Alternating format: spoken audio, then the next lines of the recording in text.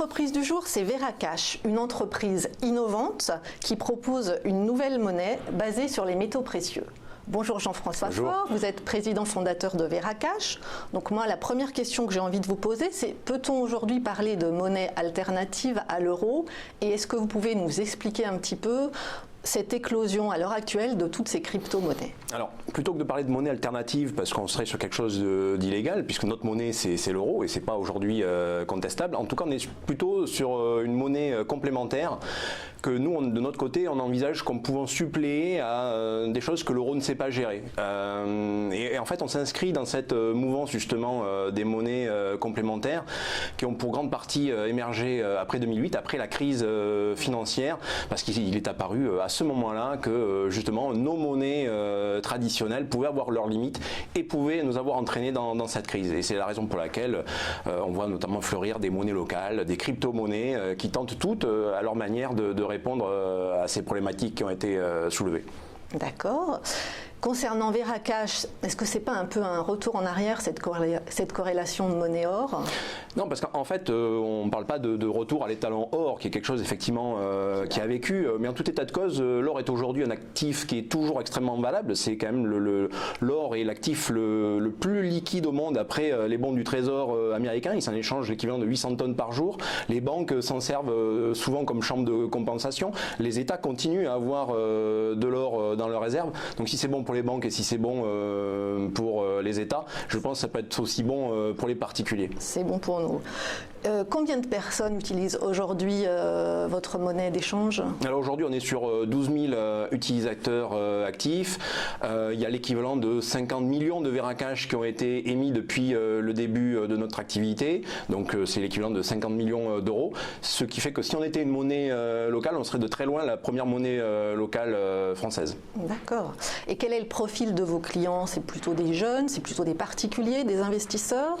Alors on est plutôt sur une population d'actifs, voilà, une quarantaine d'années, des personnes qui veulent à la fois découvrir d'autres systèmes monétaires, d'autres usages, qui veulent pouvoir épargner, consommer, échanger, tout cela en même temps. Et c'est ce que propose Veracash avec des outils extrêmement simples, que sont une application qui vous permet d'un seul clic d'envoyer une valeur à un ami ou un collègue, qu'une carte de paiement qui vous permet, quel que soit l'endroit où vous vous trouvez dans le monde, de pouvoir payer directement avec un compte donc qui est adossé à des métaux précieux. D'accord.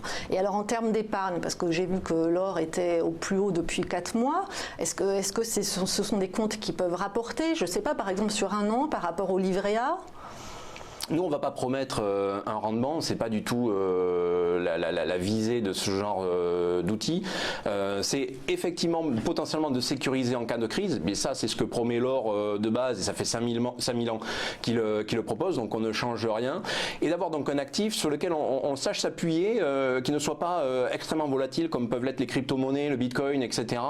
Sur lequel on puisse s'appuyer pour justement l'utiliser au quotidien dans des transactions qui elles vont être courantes. Donc on sait que l'or, lui, est rassurant et pour autant on est incité à l'utiliser de manière régulière, et on a mis en place des systèmes qui poussent les gens justement à l'utiliser, à en recevoir, à en envoyer, être dans quelque chose qui soit circulant. Et le propre de la monnaie efficace, c'est qu'elle soit circulante. D'accord. Alors moi j'ai vu sur votre site, pas de frais de stockage des matières premières, pas de commission sur les transactions à l'étranger, pas de revenu minimum exigé pour les clients. J'ai envie de vous demander comment Veracash gagne de l'argent. Alors de manière très simple, en fait, vous rentrez dans le club, c'est à ce moment-là que les commissions apparaissent. Ce qui fait que, contrairement peut-être aux banques, on a quelque chose d'extrêmement franc, c'est que vous savez combien ça vous coûte dès le départ et il n'y aura pas ensuite de frais cachés ou masqués, sauf si vous rentrez dans une logique d'inactivité. Donc globalement, vous payez une commission à l'entrée, donc typiquement vous transformez vos euros en or, ça va vous coûter 3%. Ensuite, si vous êtes actif, vous n'avez aucun frais de stockage ou de quoi que ce soit. Si par contre, au bout de 6 mois, on constate que vous êtes inactif, là, il y a quelque chose qui s'enclenche qui s'appelle l'oxydation, qui va faire perdre de la valeur à ce que vous avez conservé chez nous. Et là, ça, on l'a mis en place pour vous inciter justement à faire tourner votre système Veracash. Ok. Quels sont les prochains développements de votre monnaie? Quels sont les prochains développements de Veracash?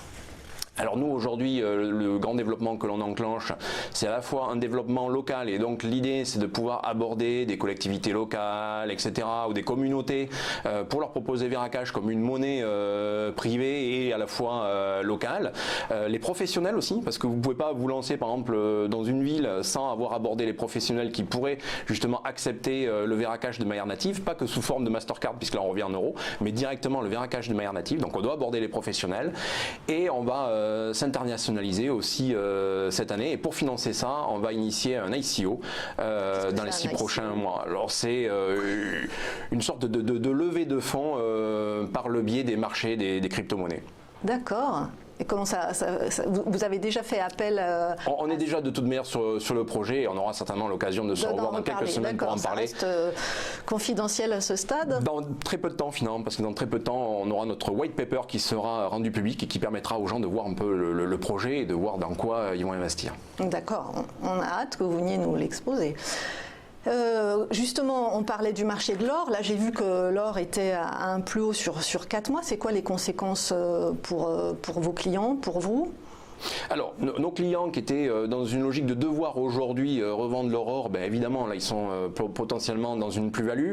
Après, de toute manière, ce que l'on conseille, nous, à nos clients, c'est plutôt d'acheter de manière régulière pour niveler les hausses et les baisses, donc être relativement neutre là-dessus. Donc, nous, on essaie de leur conseiller de se positionner quand il y a des enfoncements de support, des choses comme ça.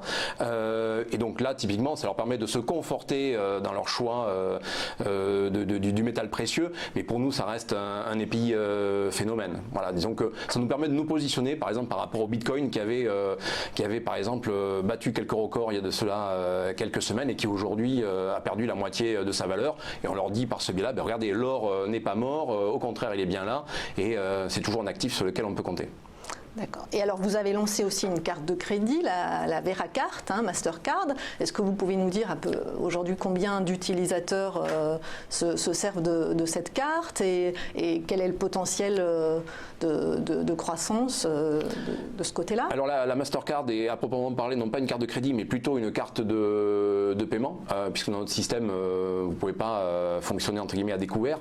Donc aujourd'hui il y a environ 4000 porteurs, donc c'est l'instrument, l'outil qui permet de se rendre liquide en temps réel où que vous soyez dans le monde, et donc vous retransformez vos Veracash. Donc quand je dis Veracash, donc votre or, votre argent métal, vous retransformez directement soit en euros, soit en dollars ou quelle que soit la devise ou que vous trouvez. L'intérêt de cette Veracard, c'est qu'on a négocié des tarifs qui nous permettent de vous faire payer en fait entre 5 et 15% moins cher quand par exemple vous êtes à l'étranger et que vous devez faire un débit en dollars. On abaisse les frais au minimum parce que comme je vous l'avais expliqué, notre modèle économique n'est pas à cet endroit-là. Nous c'est à l'entrée que l'on vous prend une commission, elle est claire et précise, et ensuite on essaie de limiter le plus possible les frais, et donc là on revend le service au prix quasiment coûtant, et donc ça nous permet de bénéficier de prix extrêmement avantageux, notamment quand vous êtes en itinérance. Parfait, merci beaucoup Jean-François Faure. Je le rappelle, vous êtes président fondateur de Veracash.